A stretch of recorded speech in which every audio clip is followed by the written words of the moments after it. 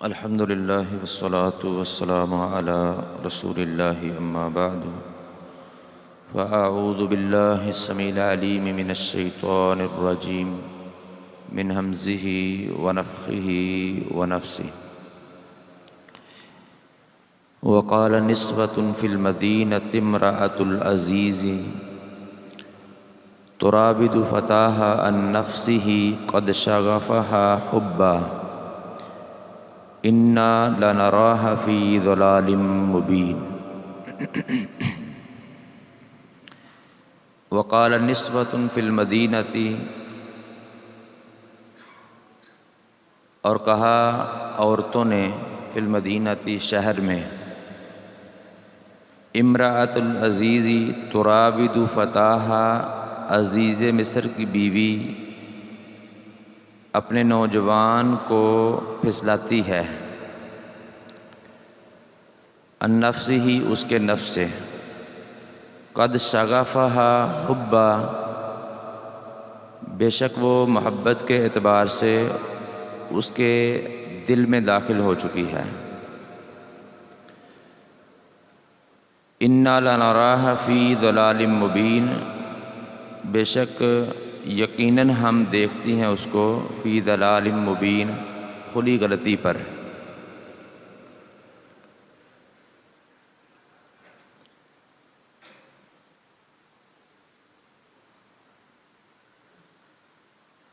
نسوۃن، یہ نساء اور نسوان، یہ سب امرأۃن، عورت کو کہتے ہیں، ایک عورت کو کہتے ہیں امرأۃن، تو نسوۃن، نساء اور نسوان یہ امرأۃن کی جمع ہیں، لیکن امرأۃن کے لفظ سے نہیں ہے، یعنی ان کا مادہ اور ہے،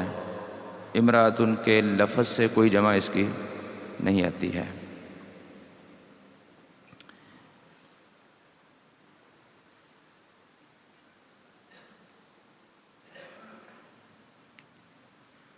ان عورتوں نے جب عزیز مصر کی بیوی کا یہ کرتوت سنا تو انہوں نے باتیں کرنا شروع کی کہ اس کا منصب کیا ہے، اتنے بڑے عزیز کی، وزیر کی وہ بیوی ہے اور اپنے غلام پر فریفتہ ہے اور اس سے بھی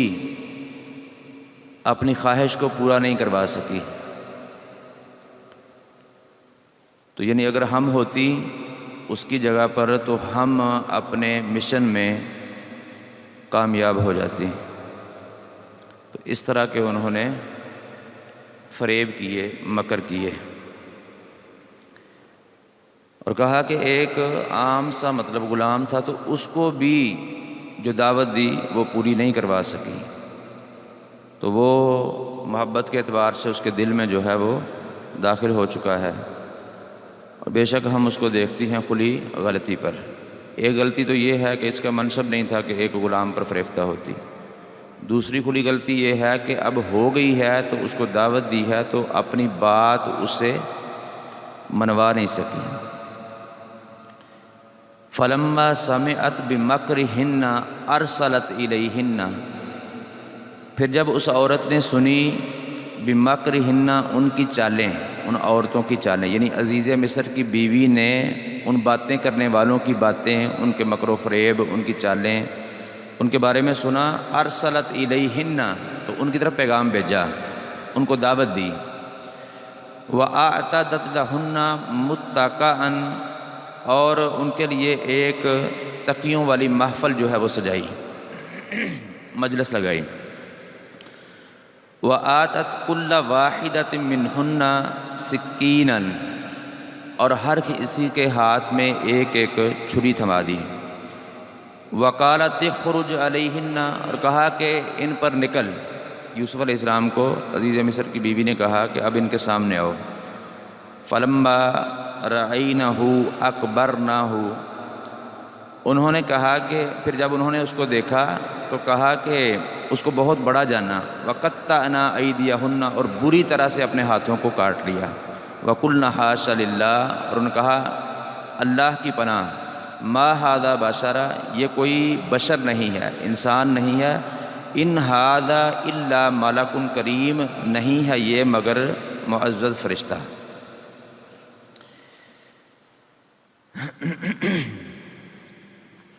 اس آیت کی تفسیر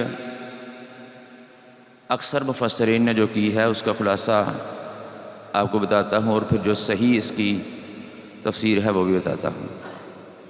اکثر مفسرین نے یہ لکھا ہے کہ ان عورتوں نے جب باتیں کیں تو عزیز مصر کی بیوی نے ان کو دعوت دی اور تکیہ دار مجلس ان کے لیے سجائی اور ان کی ضیافت کا سامان ان کے سامنے رکھا، اور ایک ایک چھری جو ہے ان کو دے دی پھل کاٹنے کے لیے یا جس طرح بھی۔ تو پھر یوسف علیہ السلام کو کہا کہ ان کے سامنے آؤ، تو وہ سامنے آئے تو ان کا حسن و جمال دیکھ کر، ان کی خوبصورتی کو دیکھ کر وہ ان کو ہوش ہی نہیں رہا کہ انہوں نے ان چھریوں کے ساتھ پھلوں کو کاٹنا ہے یا کہ اپنے ہاتھوں کو۔ تو انہوں نے اپنے ہاتھ کاٹ لیے اور ان کو ہوش ہی نہیں تھا۔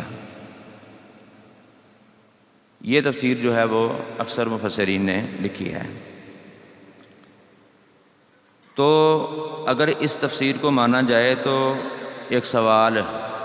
پیدا ہوتا ہے کہ یوسف علیہ السلام بچپن میں عزیز مصر کے گھر آئے تھے، اب بچپن سے لے کے کڑیل جوانی کو پہنچے تو یہ معاملہ پیش آیا۔ اب یہ معاملہ جب پیش آیا ہے تو بچپن سے لے کے اب تک وہ عورتیں جو عزیز مصر کی خاص دوستیں ہیں، سہیلیاں ہیں، جنہوں نے یہ باتیں کیں اور ان کو جو ہے وہ تکیہ دار مجلس میں بلایا گیا، کیا اس وقت سے اب تک انہوں نے اس کو دیکھا ہی نہیں تھا؟ یوسف علیہ السلام کی شکل ہی نہیں دیکھی تھی کہ دیکھنے کے لیے ان کو بلایا؟ اب اس سوال کا جواب کسی بھی تفسیر لکھنے والے نے نہیں دیا ہے۔ چند ایک نے جنہوں نے دیا ہے انہوں نے لکھا ہے کہ وہ عزیز مصر کی بیوی یوسف علیہ السلام کو برقع پہنا کر رکھا کرتی تھی کہ کوئی اس کو دیکھ نہ لے،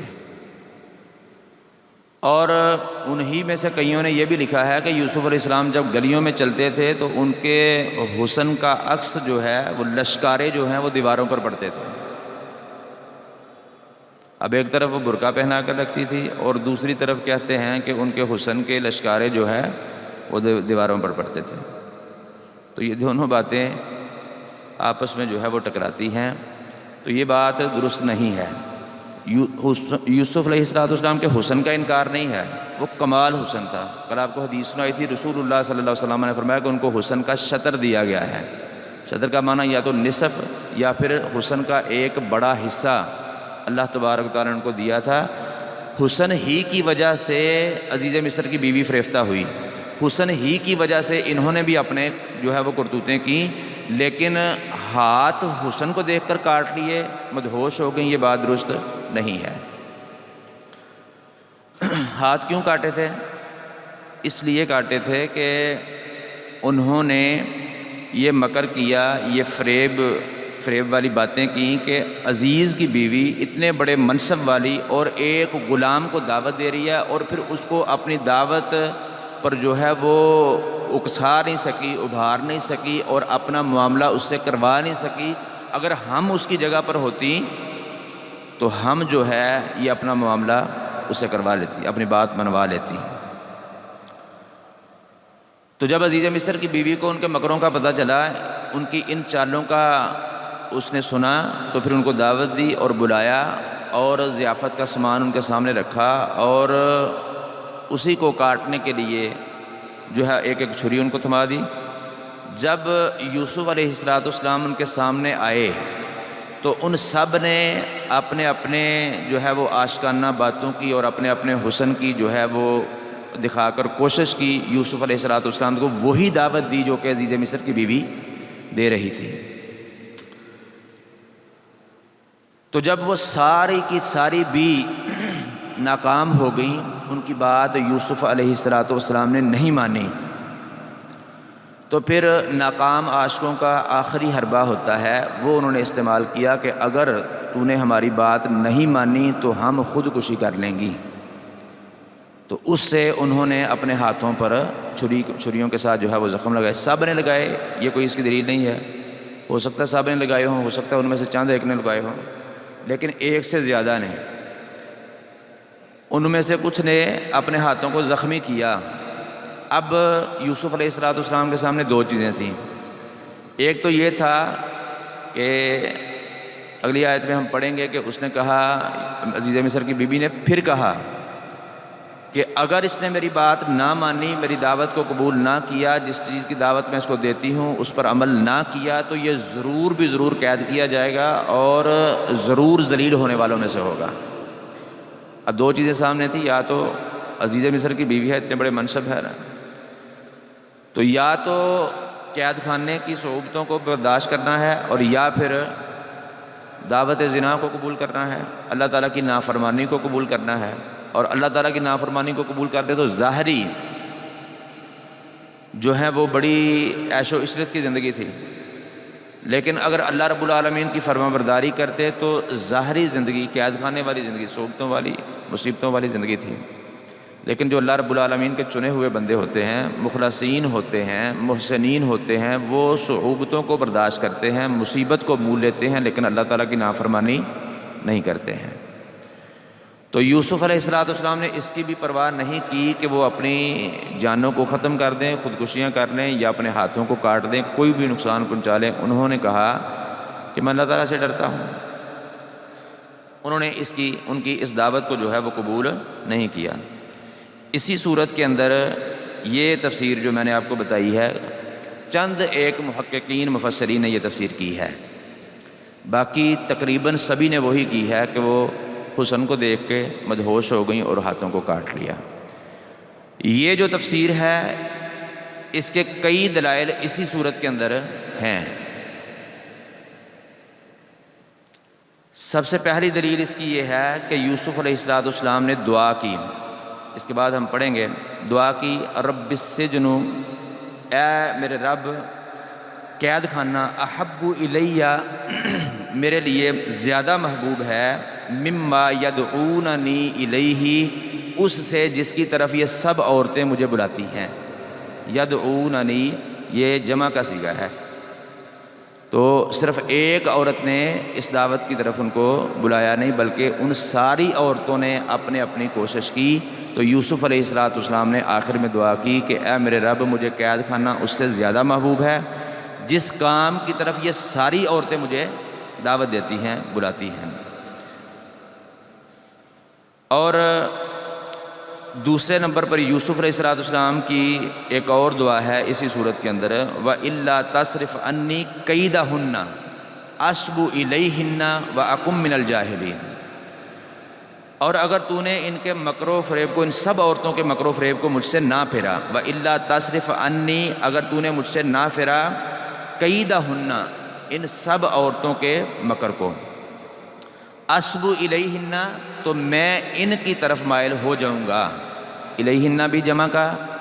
اور قیدہن بھی جمع کا صیغہ ہے. تو سب عورتوں کے لیے بولا کہ اگر ان سب عورتوں کے مکر و فریب سے تو نے مجھے نہ پھیرا، نہ ہٹایا مجھ سے یہ مکر و فریب ان کا، تو میں ان کی طرف مائل ہو جاؤں گا. وَأَكُن مِّنَ الْجَاهِلِينَ اور جاہلوں میں سے ہو جاؤں گا. اس سے بھی یہ بھی دلیل ہے کہ ساری عورتوں نے یوسف علیہ السلام کو یہ دعوت دی تھی. اور تیسرے نمبر پر اللہ تبارک و تعالیٰ نے فرمایا فَاسْتَجَابَ لَهُ رَبُّهُ فَصَرَفَ عَنْهُ كَيْدَهُنَّ تو اس کے رب نے اس کی دعا کو قبول کر لیا. فَصَرَفَ عَنْهُ تو اس سے پھیر دیا كَيْدَهُنَّ ان سب عورتوں کی چالوں کو. تو یہ بھی دلیل ہے کہ وہ دعوت ساری عورتوں نے دی تھی، نہ کہ صرف عزیز مصر کی بیوی نے. نمبر 4، جب یوسف علیہ السلام نے بادشاہ کے خواب کی تعبیر بتائی تو بادشاہ نے اس بندے کو جو تعبیر کا پیغام لے کر آیا تھا اس کو کہا کہ اس کو میرے پاس، یوسف کو میرے پاس لے آؤ. یوسف علیہ السلام کہا اس طرح نہیں میں آؤں گا، پہلے جاؤ بادشاہ کے پاس واپس اور اس سے پوچھو کہ وہ ان عورتوں سے پوچھے ما بال النسوۃ اللتی قطعن ایدیہن کیا حال ہے ان عورتوں کا، کیا معاملہ تھا ان عورتوں کا جنہوں نے اپنے ہاتھوں کو بری طرح سے کاٹ لیا. ان ربی بکیدہن علیم بے شک میرا رب ان سب عورتوں کی چالوں سے خوب واقف ہے، خوب ان کو جاننے والا ہے.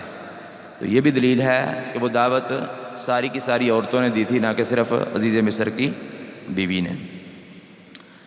پانچویں دلیل، بادشاہ نے ان عورتوں کو بلایا اور پوچھا ما خطبکن اذ راوتن یوسف عن نفسہ، تمہارا کیا معاملہ تھا جب تم سب نے یوسف کو پھسلایا اس کے نفس سے۔ تو 5 دلیلیں اسی صورت کے اندر ہیں کہ جن سے یہ ثابت ہوتا ہے کہ وہ عورتیں جو چھریاں جن کے ہاتھوں میں تھیں، انہوں نے صرف اور صرف یوسف علیہ السلام کا حسن دیکھ کر اپنے ہاتھوں کو نہیں کاٹا تھا، بلکہ انہوں نے بھی وہی دعوت یوسف علیہ السلام کے سامنے پیش کی، اور جب یوسف علیہ السلام نے ان کی دعوت کو ٹھکرا دیا تو پھر انہوں نے ناکام عاشقوں کی طرح آخری حربہ جو ہے وہ استعمال کیا کہ اگر آپ ہماری بات نہیں مانیں گے تو ہم خودکشی کریں گی، اپنے ہاتھوں کو کاٹیں گی۔ تو یوسف علیہ السلام چونکہ اللہ رب العالمین کے چنے ہوئے بندے تھے، مخلصین میں سے، محسنین میں سے تھے، تو انہوں نے اس کی پرواہ بھی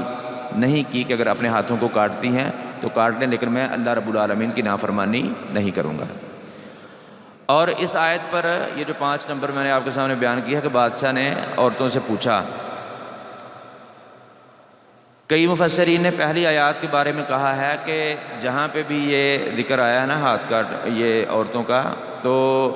عورتیں اس کے ساتھ ہی اس لیے ان کا نام جو ہے وہ جمع کا صیغہ آ گیا ہے، وگرنہ اس سے مراد عزیز مصر کی بیوی ہی ہے۔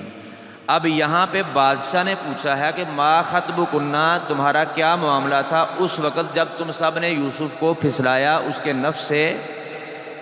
بری طرح، جس کی وجہ سے ہاتھ کاٹے۔ اب ہاتھ کاٹنے والیوں میں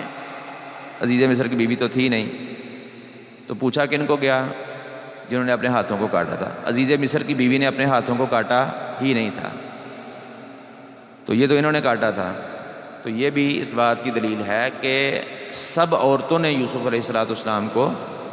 پھسلانے کی کوشش کی، اور وہی دعوت جو عزیز مصر کی بیوی نے، ہاں پہل اس نے کی عزیز مصر کی بیوی نے، پھر جب دوسری عورتوں نے باتیں کی کہ یہ اپنا معاملہ نہیں کر سکی، ہم ہوتی تو کر لیتی، یہ ان کے مکر و فریب اس تک پہنچے، تو اس نے جو ہے وہ ان کو بلایا، مجلس لگائی اور مجلس کا سامان جو ہے وہ دیا، تو انہوں نے اپنی اپنی دعوت پیش کی۔ جب وہ نہیں اپنا معاملہ کر سکیں تو پھر انہوں نے یہ آخری حربہ جو ہے وہ استعمال کیا۔ اور انہوں نے کہا، جب انہوں نے یہ سارا کچھ دیکھا کہ یوسف علیہ السلام پھر بھی نہیں مانے، تو انہوں نے کہا کہ یہ کوئی بشر ہی نہیں ہے، یہ تو نہایت ہی معزز کوئی فرشتہ ہے۔ تو کئیوں نے یہ بات لکھی ہے کہ جس طرح فرشتہ خوبصورت ہوتا ہے نا، اس طرح انہوں نے کہا کہ یہ تو اتنی خوبصورتی انسان میں ہوتی نہیں ہے۔ حالانکہ خوبصورتی میں فرشتوں کی مثال آج تک کسی نے نہیں دی۔ فرشتوں کی مثال دی جاتی ہے پاک دامنی میں، پاک دامنی میں دی جاتی ہے نا، کہ جو کسی بندے پر جو ہے نا وہ گناہ کا الزام لگایا جائے، وہ نہ مانے، تو اس کو بندہ کہتا ہے وہ اڈا تو فرشتہ۔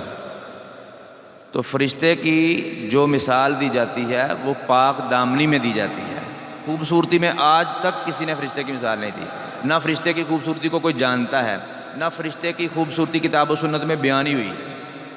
ہاں فرشتوں کی پاک دامنی بیان ہوئی ہے کہ وہ اپنے رب کی نافرمانی نہیں کرتے ہیں، جو اللہ تعالیٰ نے ان کو حکم دیا ہے، جہاں پہ ان کی ڈیوٹی لگائی ہے، وہ وہیں پہ اپنے اپنے کام کو من و ان ادا کر رہے ہیں، ایک نقطے کی کمی کے جو ہے بغیر وہ اللہ رب العالمین کے حکم کو مانتے ہیں۔ یہ کتاب و سنت میں بیان ہوا ہے، ان کی اطاعت، فرما برداری اور پاک دامنی یہ بیان ہوا کہ وہ گناہ سے پاک ہیں، وہ نافرمانی کرتے ہی نہیں ہیں۔ تو یہ جو ان عورتوں نے کہا کہ یہ بشر ہے ہی نہیں ہے، انسان ہے ہی نہیں ہے، بلکہ یہ کوئی معزز فرشتہ ہے،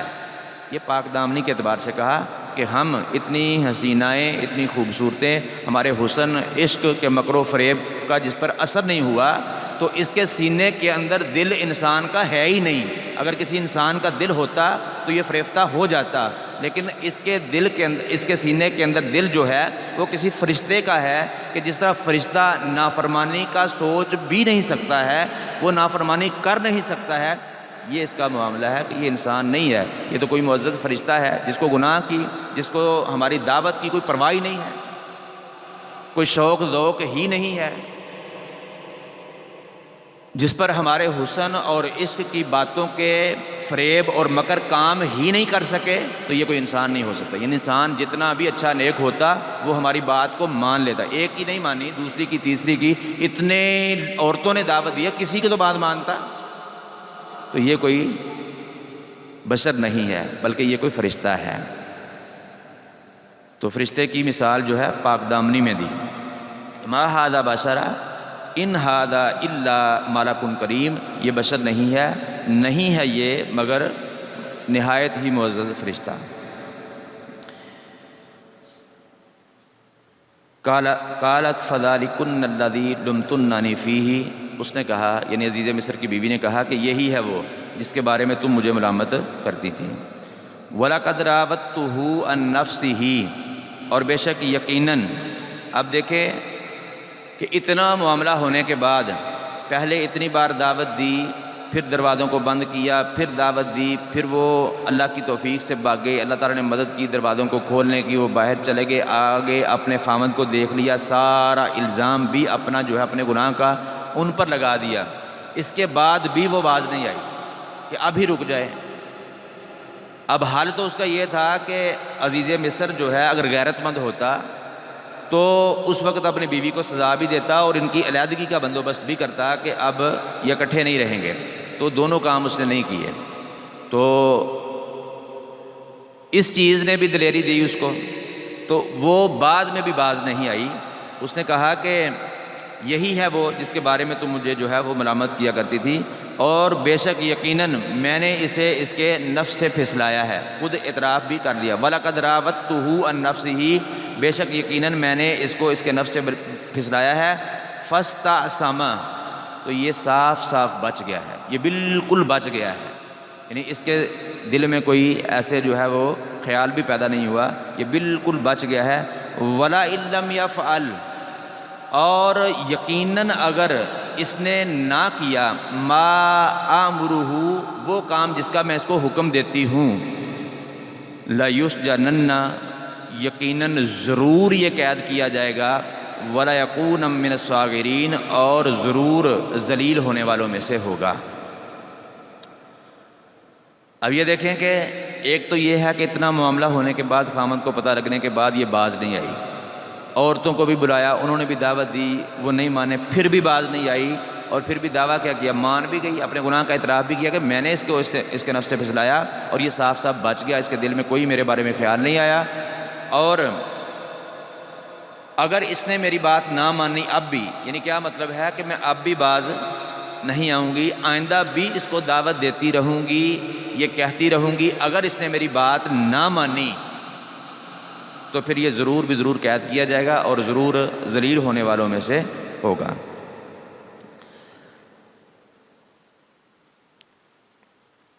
قال رب السجن احب الی مما یدعوننی الیہ، یوسف علیہ السلام نے پھر اپنے رب سے دعا کی. اس نے کہا کہ اے میرے رب، مجھے قید خانہ زیادہ محبوب ہے اس سے یدعوننی الیہ جس کی طرف یہ سب عورتیں مجھے بلاتی ہیں. وَإِلَّا تَصْرِفْ عَنِّي، اور اگر تو نے مجھ سے نہ پھیرا، کیدہن، ان سب عورتوں کی چالوں کو، اصب الیہن، تو میں ان کی طرف مائل ہو جاؤں گا، وَأَكُن مِّنَ الْجَاهِلِينَ، اور میں جاہلوں میں سے ہو جاؤں گا. یوسف علیہ السلام کے لیے یہ سخت امتحان کا وقت تھا کہ سامنے ایک طرف جو ہے وہ مصیبت تھی، قید خانہ تھا، اس کی صعوبتیں تھیں، اور دوسری طرف جو ہے وہ اگر اللہ تعالیٰ کی نافرمانی کر لیتے تو عیش و عشرت کی زندگی تھی. لیکن یوسف علیہ السلام اللہ تعالیٰ کے چنے ہوئے بندے تھے، مخلصین میں سے، محسنین میں سے. انہوں نے صعوبتوں کو برداشت کیا، بلکہ دعا کر دی کہ اللہ مجھے یہ تکلیفیں زیادہ محبوب ہیں، قید خانہ زیادہ محبوب ہے، اس کی صعوبتیں زیادہ محبوب ہیں اس سے جس کی طرف، یعنی تیری نافرمانی کی طرف مجھے یہ بلاتی ہیں. وہ تیری نافرمانی میں نہیں کر سکتا، لہذا جو یہ چاہتی ہیں میرے لیے وہ فیصلہ کر دے، وہ مجھے زیادہ محبوب ہے. یعنی تو اگر چاہتا ہے تو مجھے بچا لے، وگرنہ یہ جو چاہتی ہیں کہ قید خانے میں ڈالیں گے، اگر نہ بات مانی تو قید خانہ مجھے زیادہ محبوب ہے. مجھے زیادہ پسند ہے، لیکن ان کے ساتھ وہ معاملہ کرنا جو یہ چاہتی ہیں، تیری نافرمانی کرنا، وہ مجھے قبول نہیں ہے۔ اور اللہ رب العالمین کے جو بندے ہوتے ہیں وہ ان کا یہ وصف ہوتا ہے۔ صحیح بخاری اور مسلم کی حدیث ہے، ابو ہریرہ رضی اللہ عنہ فرماتے ہیں کہ اللہ کے رسول صلی اللہ علیہ وسلم نے فرمایا سبعۃ یظلھم اللہ فی ظلہ یوم لا ظل الا ظلہ، کہ 7 قسم کے لوگوں کو اللہ رب العالمین اس دن اپنا سایہ دیں گے جس دن اس کے سائے کے علاوہ کوئی اور سایہ نہیں ہوگا۔ یہ قیامت کا دن مراد ہے۔ اس کی ہولناکیاں مختلف احادیث میں بیان ہوئی ہیں کہ وہ دن ایسا ہوگا، اتنا ہیبت ناک، اتنا ہولناک دن ہوگا کہ ہر بندہ اپنے اپنے گناہوں کے اعتبار سے اپنے اپنے پسینے میں ڈوبا ہوا ہوگا۔ کسی کا پسینہ اس کے ٹکنوں تک، کسی کا پنڈلی تک، کسی کا کمر تک، اور کوئی اس میں غوطے کھا رہا ہوگا، اور کوئی سایہ نہیں ہوگا اس دن اللہ رب العالمین کے سائے، اللہ تعالیٰ کے عرش کے سائے کے علاوہ۔ اس دن 7 قسم کے لوگوں کو اللہ رب العالمین وہ سایہ دے گا۔ سب سے پہلا الامام العادل، انصاف کرنے والا حکمران۔ وہ حکمران ایک ملک کا ہو، ایک صوبے کا ہو، ایک علاقے کا ہو، ایک گھر کا ہو، ایک دکان فیکٹری کا ہو، جو بھی اس کے ماتحت ہیں ان کے ساتھ وہ عدل کرتا ہے، انصاف کرتا ہے، پیار محبت شفقت کے ساتھ پیش آتا ہے۔ ایسا حکمران، ایسا انچارج جو ہے وہ قیامت کے دن، جس دن کوئی سایہ نہیں ہوگا، وہ اللہ رب العالمین کے سائے میں ہوگا۔ وہ اللہ تعالیٰ کے عرش کے نیچے اللہ تعالیٰ اس کو جگہ دیں گے۔ الامام العادل۔ دوسرا والشاب الناشأ فی عبادت اللہ، ایسا نوجوان جو اپنی جوانی کو اللہ تعالیٰ کی عبادت میں کھپا دیتا ہے۔ جوانوں کی عبادت جو ہے وہ اللہ رب العالمین کو بڑی محبوب ہے، بہت ہی محبوب ہے، کہ بندہ اپنی جوانی میں، دیکھیں جوانی ساری بندہ اپنی مرضی میں۔ آج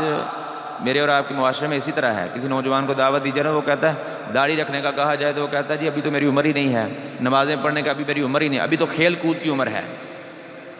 حالانکہ اللہ تبارک و تعالیٰ کو اس کی عبادت بوڑھے بندے سے، کمزور بندے سے زیادہ پسند ہے۔ صحیح حدیث میں ہے کہ رسول اللہ صلی اللہ علیہ وسلم نے اللہ تعالیٰ کو قوی مسلمان کمزور مسلمان سے زیادہ محبوب ہے۔ تو ہم یہ سمجھتے ہیں کہ نوجوانی جو ہے یہ کھیلنے کودنے کے لیے ہے، عیش و عشرت کے لیے ہے۔ جب بندہ نہ سیدھا ہو کے رکوع کر سکے، نہ کھڑا ہو کے قیام کر سکے، نہ جو ہے وہ تشہد سیدھی طرح بیٹھ سکے، وہ اللہ تعالیٰ کی عبادت کا حق نہ ادا کر سکے، اس وقت وہ مسجد کے لیے وقف ہو جاتا ہے۔ تو بزرگوں کی عبادت بھی جو ہے یہ بھی اللہ تعالیٰ کو بڑی محبوب ہے، لیکن نوجوان کی عبادت جو ہے وہ اللہ رب العالمین کو بڑی محبوب ہے۔ تو ایسا نوجوان جو اپنی جوانی کو اللہ تبارک و تعالیٰ کی عبادت میں کھپا دے، اس کو اللہ تعالیٰ اس دن اپنے عرش کا سایہ دیں گے، اپنے عرش کے نیچے کھڑا کریں گے، جس دن اس کے سائے کے علاوہ کوئی اور سایہ نہیں ہوگا۔ الامام العادل والشاب الناشأ فی عبادت اللہ ورجل معلق فی المساجد، اور ایسا بندہ جس کا دل مسجدوں کے ساتھ اٹکا ہوا ہے، وہ مسجد سے بڑی محبت کرتا ہے،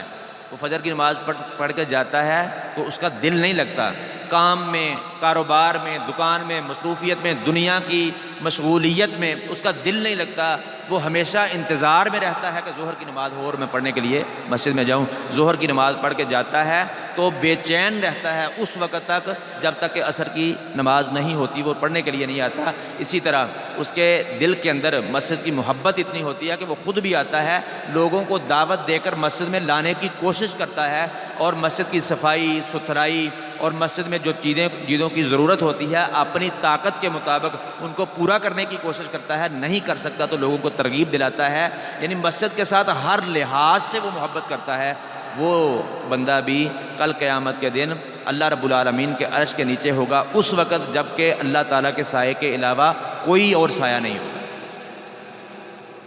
وَرَجُلَانِ تَحَابَّا فِي اللَّهِ اجْتَمَعَ عَلَيْهِ وَتَفَرَّقَ عَلَيْهِ، اور ایسے دو بندے جو آپس میں اللہ رب العالمین کی خوشنودی کے لیے محبت کرتے ہیں، جب وہ ایک جگہ پہ ہوتے ہیں تب بھی محبت کرتے ہیں، جب الگ الگ ہوتے ہیں تب بھی محبت کرتے ہیں۔ اس کا مطلب یہ ہے کہ جب وہ اکٹھے ہوتے ہیں، یہ تو ہمارا اکثر ہوتا ہے نا، جب ایک دوسرے کے سامنے ہوتے ہیں تو بڑی تعریفوں کے پل باندھتے ہیں، محبتوں کے دعوے کرتے ہیں، جب جدا جدا ہوتے ہیں، الگ الگ جگہوں پہ ہوتے ہیں، تو وہ اس کی اور یہ اس کی ٹانگیں کھینچنے کی کوشش کرتا ہے، بدنام کرنے کی کوشش کرتا ہے۔ تو یہ دو بندے ایسے نہیں ہیں، یہ محبت ایسی کرتے ہیں کہ جب اکٹھے ہوتے ہیں تب بھی ایک دوسرے سے محبت کا اظہار کرتے ہیں، جب الگ الگ ہوتے ہیں تو یہ اس کی غیبت چغلی سے بچتا ہے، اگر کوئی اس کی غیبت چغلی کرتا ہے تو یہ اس کا دفاع کرتا ہے، اس کے سامنے بھی اس سے محبت کرتا ہے اور اس کے پیچھے بھی اس سے محبت کرتا ہے۔ ایسے دو بندے بھی کل قیامت کے دن، جس دن کوئی سایہ نہیں ہوگا، اللہ رب العالمین اپنے عرش کے سائے میں ان کو کھڑا کرے گا۔ اور رسول اللہ صلی اللہ علیہ وسلم نے فرمایا وَرَجُلٌ، اور ایسا بندہ طَلَبَتْهُ امْرَأَةٌ ذَاتُ مَنْصِبٍ وَجَمَالٍ، جس کو بڑے اونچے حسب نسب والی اور خوبصورت جمال والی عورت دعوت زنا دے،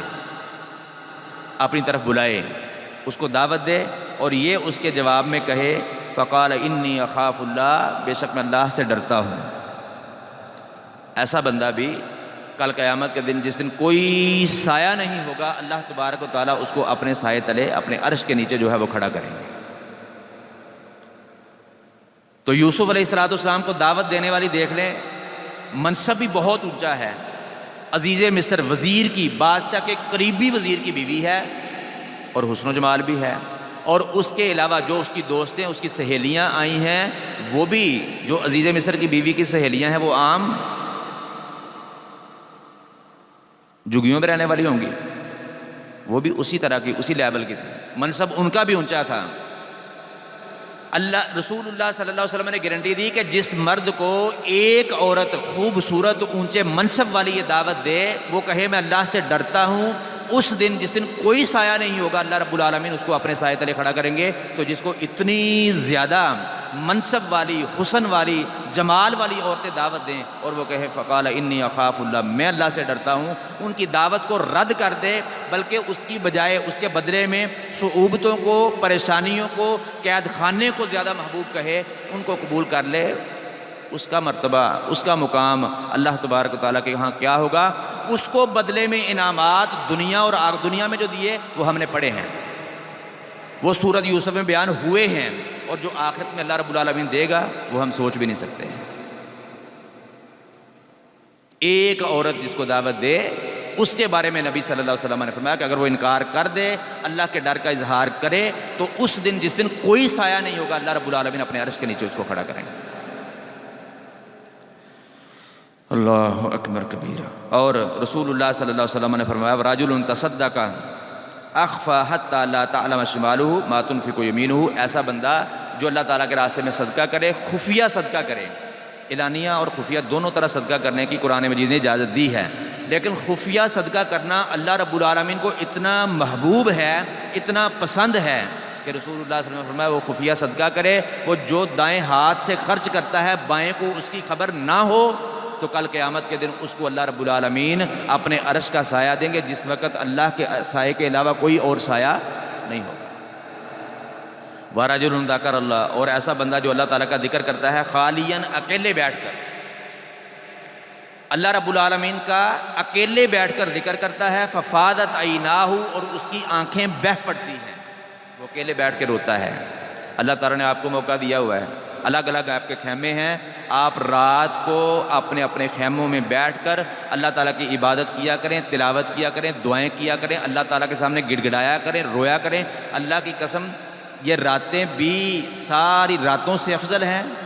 اور آپ اللہ تعالیٰ کے مہمان ہیں، آپ نے دنیا سے کٹ آف ہو کر اپنے تعلق ناطے رشتے کو توڑ کر اللہ رب العالمین کی مہمانی کو قبول کیا ہے، اللہ تعالیٰ کے مہمان بنے ہیں۔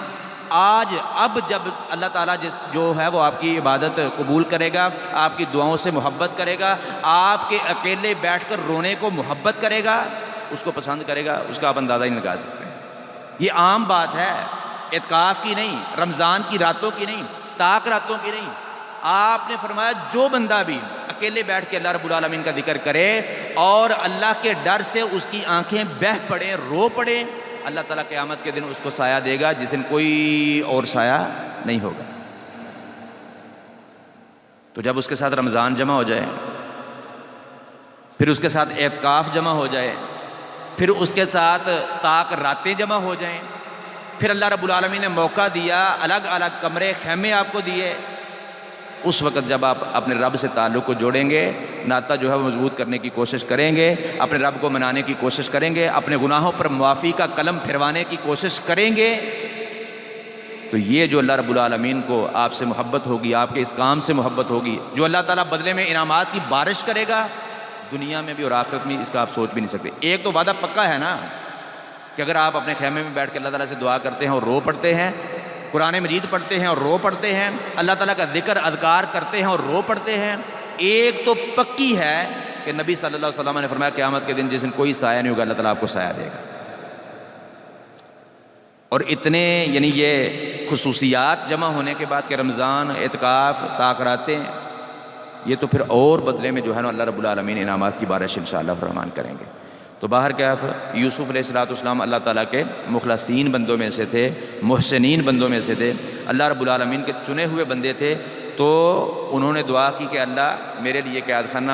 زیادہ محبوب ہے اس سے جس کی طرف یہ ساری عورتیں مجھے بلاتی ہیں، اور اگر تو نے ان کے مکر و فریب کو مجھ سے نہ پھیرا تو میں ان کی طرف مائل ہو جاؤں گا، وَأَكُمْ مِنَ الْجَاهِلِينَ، اور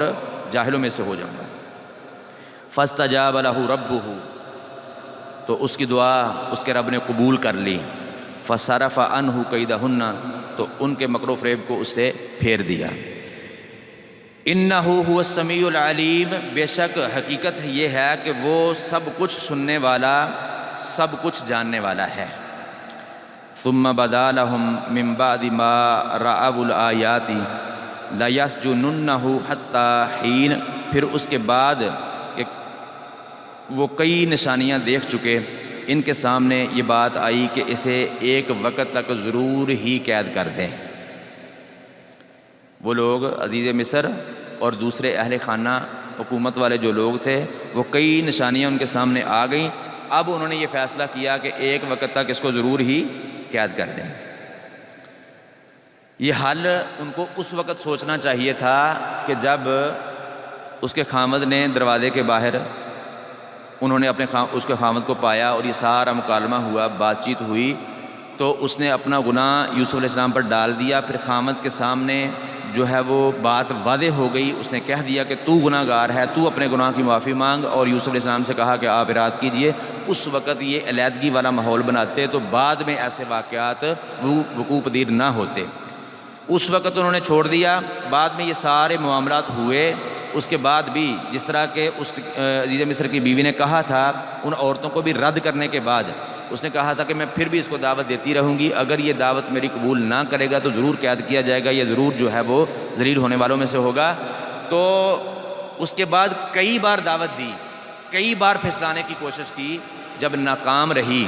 تو یہ معاملات سامنے آئے، جیسا کہ اللہ تعالیٰ نے فرمایا کہ انہوں نے کئی نشانیاں اس کے بعد جو ہے وہ دیکھ لیں،